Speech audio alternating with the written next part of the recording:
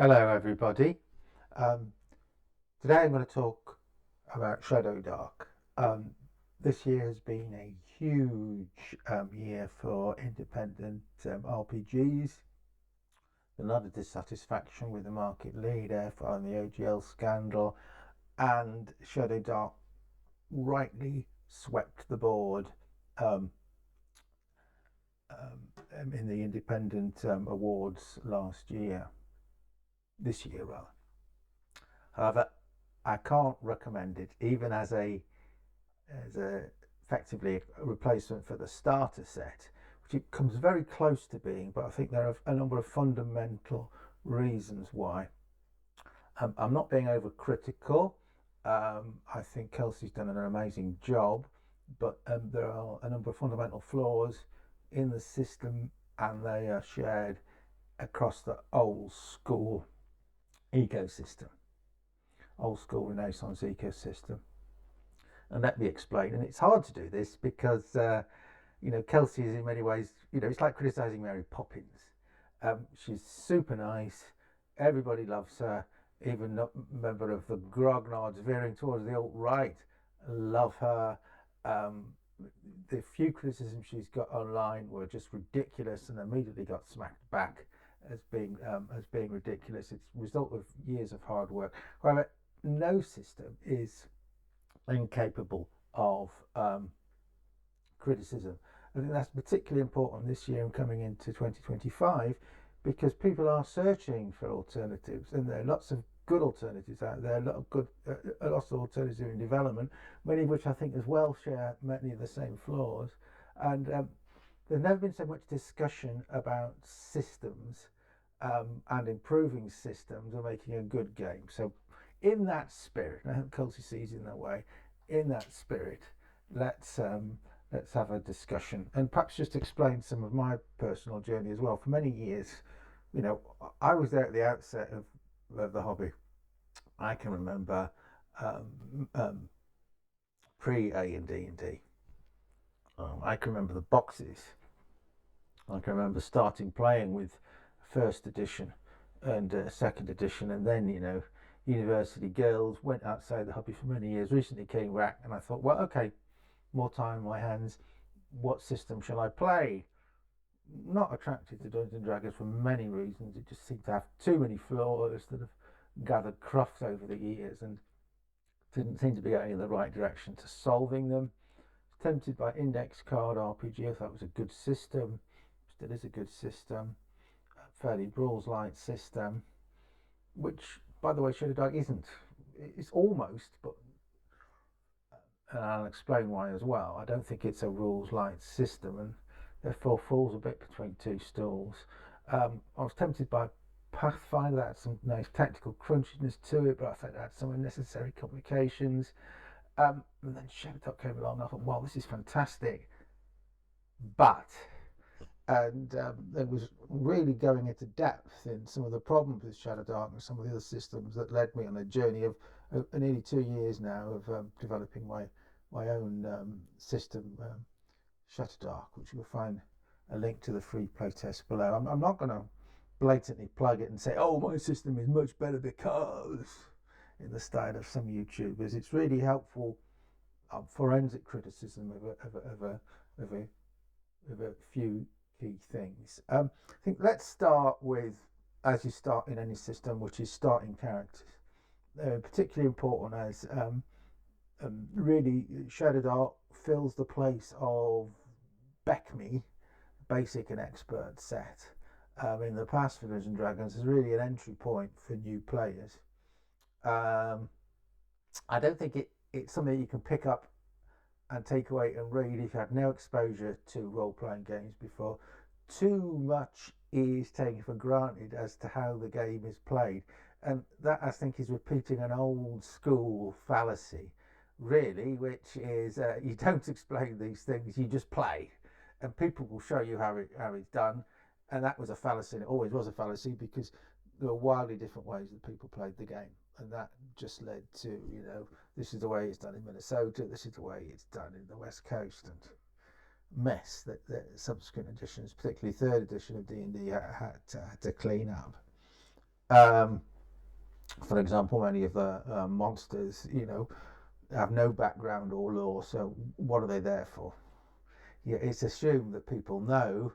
Oh well, this is the kind of version of a this is the kind of version of a mind flayer. This is the kind of version of a beholder. We can't call them that, but what's their background? Why are they here? What they do? You know, I don't mind them being rechristened. To get over IP things, that's a good thing. So that's one of the reasons why I don't think it's necessarily suitable out of the box for new players. I think there are some good systems for new players that explain it. Dragonbane is good. It's good as a classless system. There's some good systems that are coming out and should be launched in 2025, particularly for kids, aimed at kids. Great. Um, some of the other reasons why I don't think it's good for starting players. I think there's too many attributes, and there's an attribute and there's an attribute modifier. We've moved completely most games towards attribute modifiers. Shadowdark even does it in the monsters. You just have strength +1, whatever. So if you just go the whole hog. I personally would have less than 6 attributes. My own system does, because it makes mapping to saving throws easier. By the way, Shadowdark doesn't have saving throws. We'll come on to that. But I think the critical problem with starting out is the characters have so few hit points. They don't even have AD&D hit dice. They have white box hit dice. White box hit dice, for example, Thief is D4. A warrior is D8. And with no bonus, I mean, you get a con bonus, but they cap out at level 10. I mean, of course, original edition they capped out at level 10, but you had +3. But effectively, you only have 10 levels in Shadows. I mean, that's fine. That's simplification. But it means advancement is slow. Too slow for my liking. And the number of, you basically one hit and you're dead. And I don't think starting out characters, one hit is you're dead, is a good way of going about it. You have these level 0 characters, and you have several of them, and you roll for the attributes. I think it's too random. So a player comes to you and say, "Oh, I've rolled 15 on all 6 of my attributes." Come on, cheat. And that gives problems with game balance and so on. And you can have people tell loads of stories about, oh, I've got a 3rd level thief with 3 hit points. They can't even withstand an attack from a whip. They're dead. That's Squid Game, the TTRPG. That's not for me.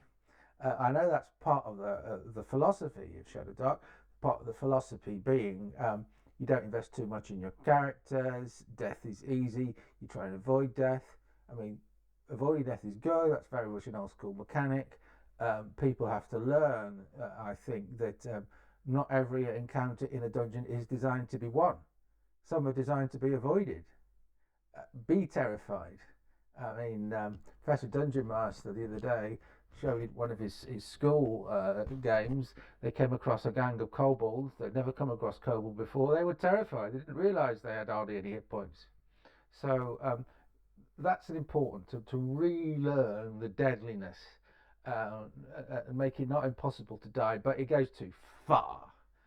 I would much rather, have 5 plus 1st edition hit dice, so that's D10 for a fighter, plus your bonus from your attributes.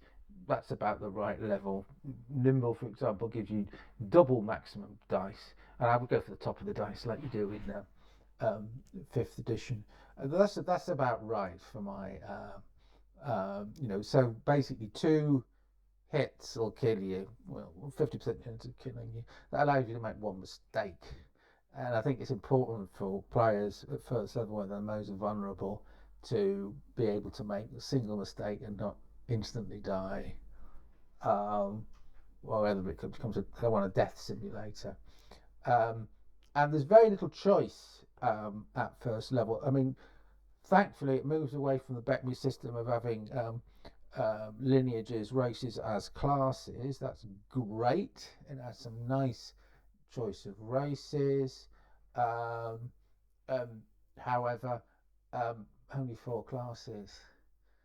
There's no barbarian. There's no, at least in the base game, bard or ranger. They have expansion since, but they don't really have the classic abilities you'd expect from those classes, because what they call talents in Shadowdark. Well, apart from sneak attack for thieves, they don't have them. There's absolutely nothing, no special maneuvers for fighters. That's going too far as I see it, and that doesn't help in any way to balance the fighter caster divide. It makes players too weak and a lack of customization. I think Kelty has said she doesn't want people to get invested in characters because they die easily. But that's the wrong priority. People should get invested in characters. I think the Great Revolution, if you look at the history of Dungeons and Dragons, the third edition, where it allowed these huge customization possibilities, were a good thing. There's some bad things like subclasses and prestige classes and opening up to exploits and too many feats and things like that. They're fixable. I think stripping it away as a basic game, simple game, is good, but I don't like its treatment of first level characters and level 0 characters, which I think is the only optional rule in the game, level 0 characters. But again, it's too much of a death match for me. And randomization, I don't like. What's good? The flat math is good, and the math is very flat. You get a bonus to hit from strength. You get a D bonus negative, what I call disses, to hit from your dexterity, which is good. Although if you can't see an opponent and they're surprising you, why is that added to armor class? That's a simplification, but we're better to house rule it out, because it can be ridiculous in some regards. So the flat math is good. I mean, one of the good things about Shadowdark is it adopts an old school feel, but with some modern mechanisms such as bounded accuracy, and the advantage disadvantage system, which is good. The advantage disadvantage system is necessary, because instead of having plus or minus bonuses, you roll 2d20, but you're still bounded within the top and bottom of the range, which is flat. And that's important because it avoids what's called the adamantine door problem. If you're like Pathfinder and you had your level to your bonus, or half your level or whatever, then as you have in some games, then you need to progressively scale the difficulty class, as it's called, in many games. So you have to have adamantine doors if you have high level characters, in order to have, otherwise you or automatically walk through them, in which case it might as well just be flung open to begin with. So it is important to flatten the math, but it flattens it too much. And it also flattens damage as well. It's something that no version of Dungeons and Dragons, as far as I could see, has ever done, is not add strength to damage. And that, if you go through the math, one of the things it does is to compensate for this flatness, is to also reduce hit points to around where they were, I think, second edition. First and second edition had very similar hit points, except the giants had a little bit more than the first edition. So and that sets a useful baseline. If you want a useful baseline for all monsters, then go for the second edition monster companion. That's what I always and then adapt your system from that. I mean, I think that's good advice, and I think that's Kelsey's adopted a similar approach. She hasn't revealed all of the underlying mechanisms, the monster making mechanisms that we had in things like third edition, lesser extent in fourth edition D&D. Hopefully they will be published in a future supplement, so have they've been opened up to Battle Zoo, for example, in their forthcoming Shadowdark bestiary. That would be a good thing in the name of openness, so we could see how it works, and you can pretty much guess how it works. So, for example, a dragon has hit points in its 60s, which is exactly what it had in the original edition of D&D, rather than 250 at the moment. However, when you had the effective nerfing of damage to it, imagine you've got, say, a fairly high level, say level 6 or 7 fighter in the game. That level of character should be able to solo a medium challenge monster. So, okay, you guys, you go and take on the Lich. I'll solo his minion, the Minotaur.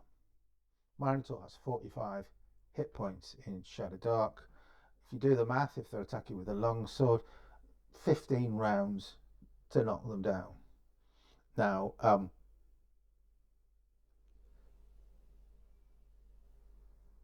combat is faster in Shadowdark. It's faster because it doesn't have ridiculous stuff like multiple attacks, at least not for characters.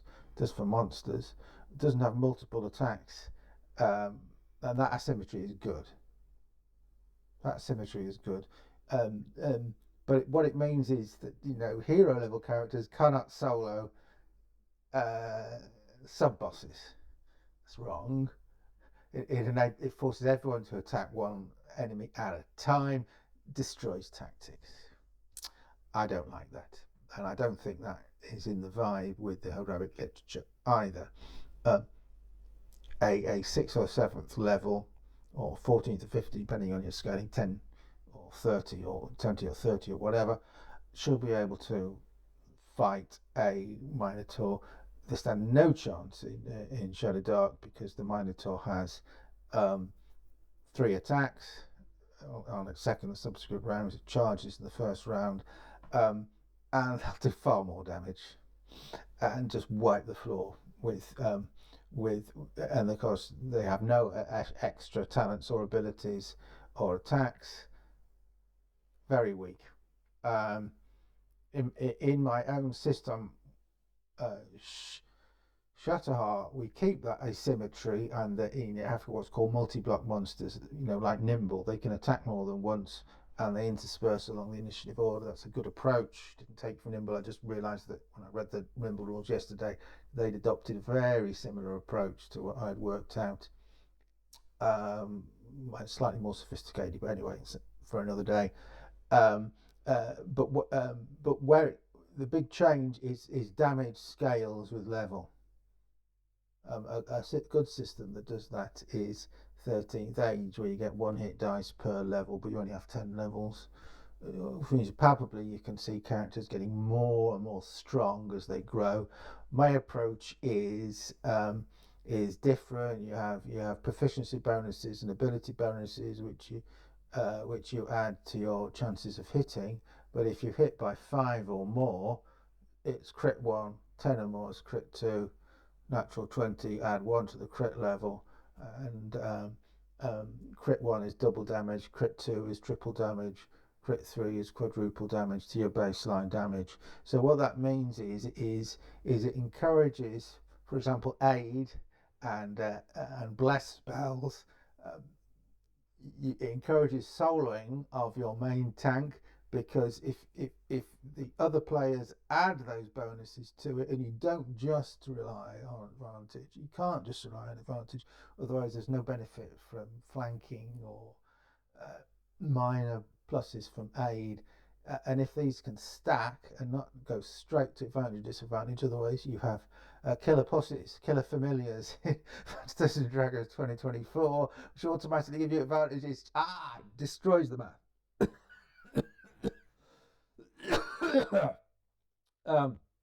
So that's bounding the accuracy, but it's changing the window of the accuracy. So with bounded accuracy, if you have a degree of success system, which all systems these days should have, Shadowdark does not. It doesn't adopt many of the good things prepared by the Apocalypse system, such as degree of success, partial success, etc., a proper scaling. With bounded accuracy, you need that scaling. But if, for example, in my own system, Shadowdark, you can have double advantage, we call edge in the system, or double hindrance, which is disadvantage. And if you have double, you added 1d6 to your damage from Dragonbane, I think we're taking that system from. So it really encourages you to stack from your abilities and your modifiers, which are all tactically based, or spells and so on. So, my God, I have a chance here of getting crit 3, of tripling the damage, and my longsword will get an average of 4.5. For my strength, I'll get +4. It's magic +2, +6, 9 damage. From this power attack ability, that shifts up a level, so perhaps 12 damage. Crit 3, that's 33. That's half the hit points of that Minotaur.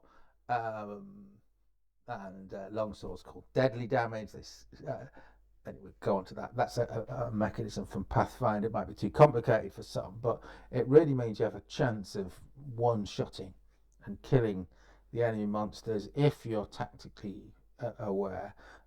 Whereas it just becomes a hit point slogfest with high hit points. And high hit points is anything over 30 or 40 because damage is so low. And the big problem is avoiding this hit point fest, and the fact that you only have one attack means you go around the table quickly, which is great, but it's just attrition based combat, and it shouldn't be attrition based combat. You need a system like hit points or squish points we have in Shatterheart, but it's not solving the fundamental underlying problem of D&D. It solves a problem of hit point inflation, but it doesn't solve the problem of boring hit point attrition based combat. The two have to go together. The thing with this as well is it doesn't solve the fighter caster divide. It solves it to an extent by reducing some ridiculously overpowered area effect spells, nerfing them. So, for example, Fireball is just 4d6, but that's still twice the damage of a Great Axe. So, casters still have a chance of killing the Minotaur or the Dragon, but fighters do not. They can never, ever do enough damage. So it repeats the problems of the scale problems of Dungeons and Dragons. Remember, Dungeons and Dragons, Gary Gygax kind of tended to retire characters when they reached 12th level because they were just too overpowered. As soon as they could get 4th or 5th tier spells, became game altering. Famously, the maths don't work for Dungeons and Dragons above that 12th, 14th level, so people tend to retire them, and combat takes too long because multi-attacks. Shadowdark, to an extent, solves that problem, but it creates new ones. And rather than high-level characters being too powerful, they're too weak. They're too weak to survive against high-level monsters. And people say, oh, well, look, people are playing or have been playing Shadowdark over a year, so that can't be a problem. Lack of customizability can't be a problem. Lack of scaling can't be a problem. It's a bit like the statisticians who used to count the bullet holes in fighter planes in the Second World War and said, oh, look, they've missed the engine, therefore hitting the engine isn't a problem statistically, not counting all the shots that hit the engines and the planes that end up in the sea.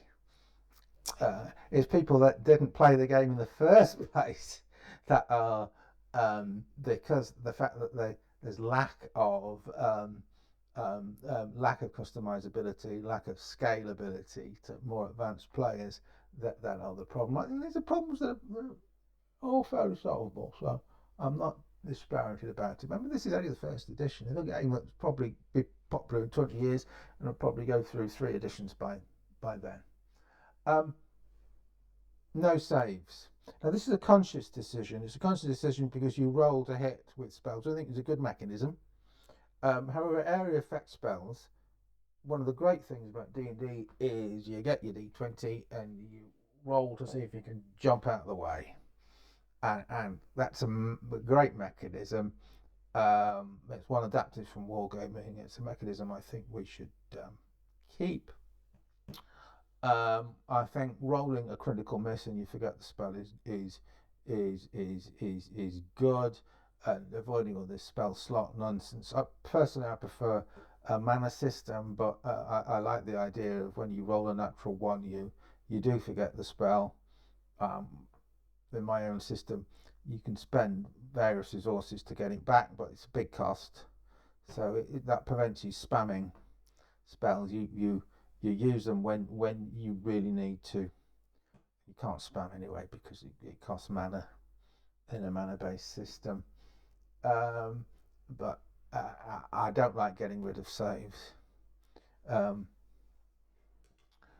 I think some of the rules are underwritten, and many people have pointed out there's some contradictions in the rules on things like dying and consciousness. If you look on the same page, you'll see the rules on sneaking and the rules on detection contradict each other.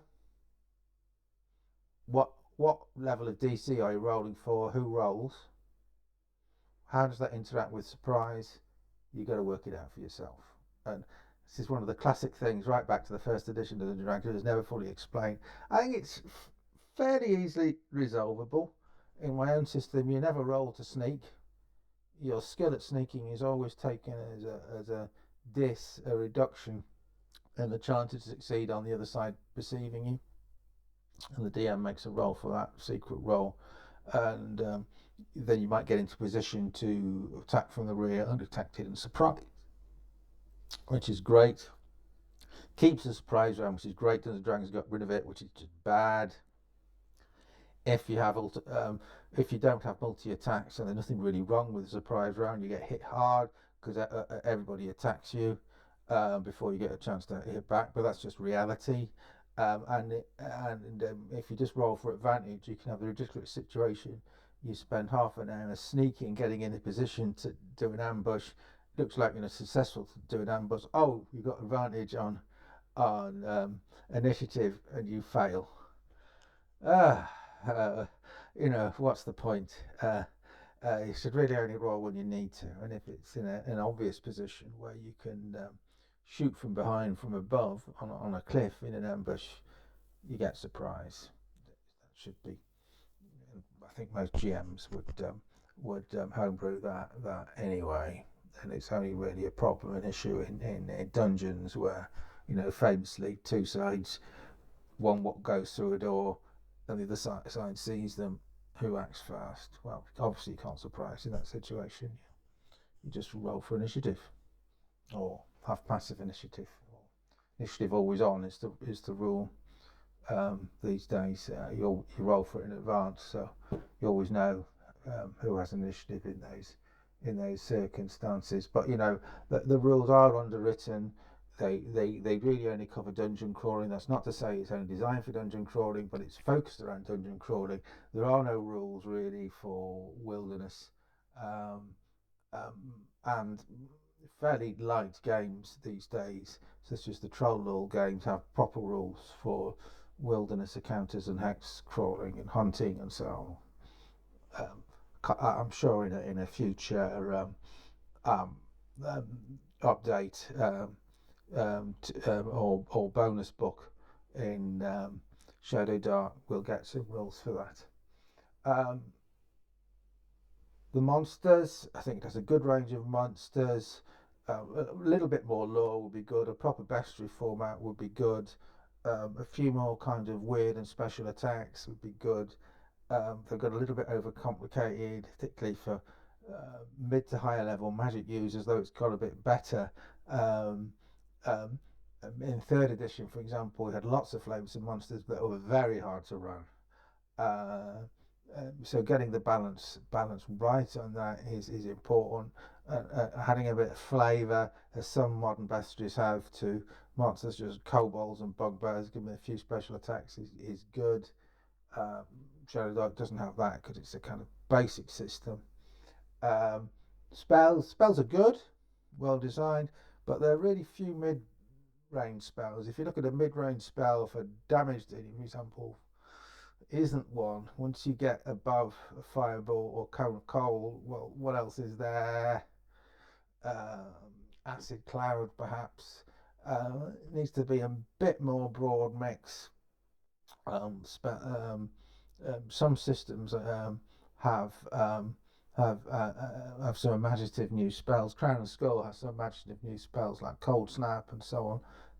Mix it up a bit, add a few more spells, add a bit more variety, um, and but I prefer a system where you can really specialize in terms of magic. You can have necromancers, illusionists, witches, hexes, and evocation spells, and so on, different specialist types.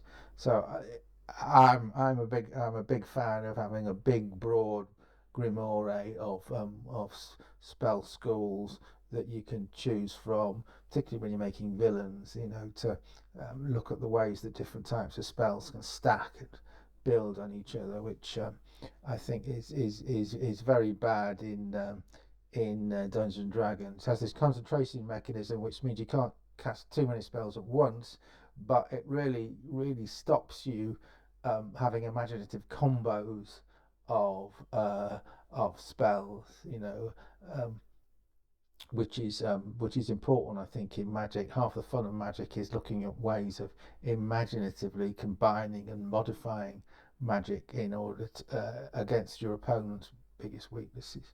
But anyway, I think that's about it.